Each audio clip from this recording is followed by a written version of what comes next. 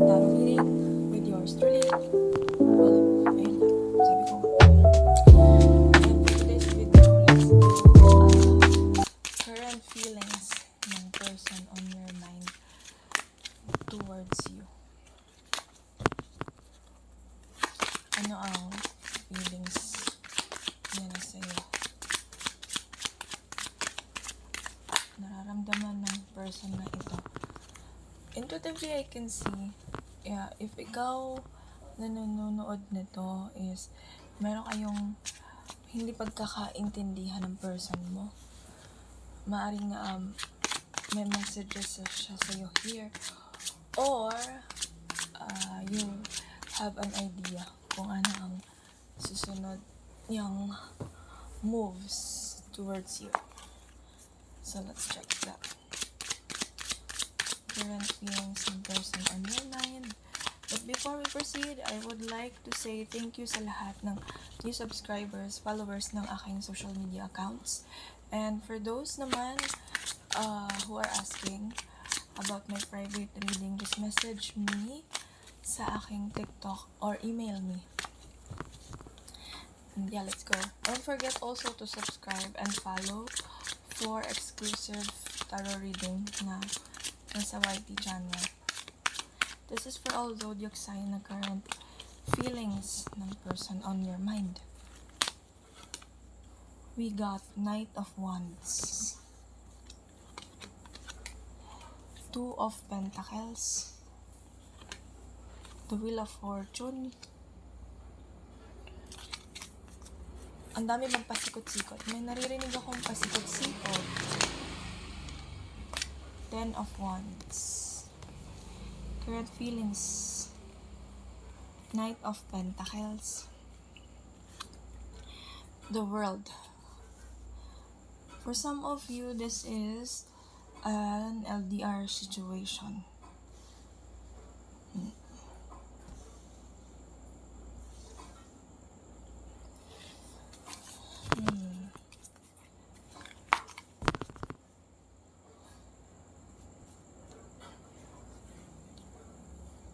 There is an imbalance, give and take. Pwedeng, sa una, this person is very active sa ano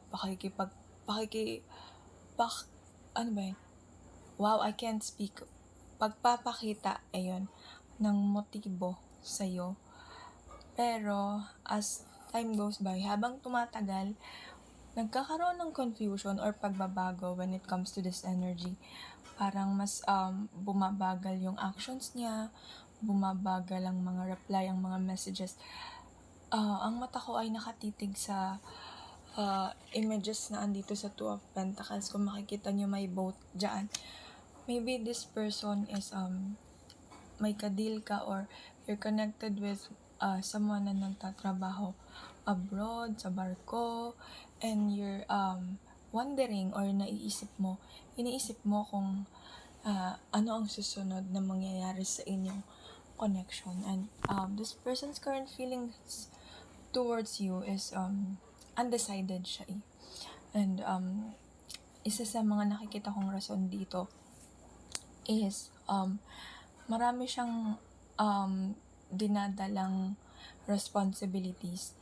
Sa una, malinaw sa kanya na panandali ang connection lang yan. And nagkaroon kayo ng parang routine together, magkausap kayo halos palagi, hanggang sa na-realize ng person na ito, ang nararamdaman niya sa'yo ay hindi talaga siya sigurado. Pero, meron akong nakikita, maybe you already shared to this person na you have feelings for him or her, meron ka nang nararamdaman para sa kanya. Sa ngayon, kung ikaw ay nag-iintay or you're wondering kung bakit ang bagal ng reply or ng pakikipag-komunika ng person mo sa'yo, it's just that right now, iniisip niya kung tama pa bang makipag-usap sa'yo. Meron ako nakikita that this person very yung unstable yung nararamdaman niya talaga towards you.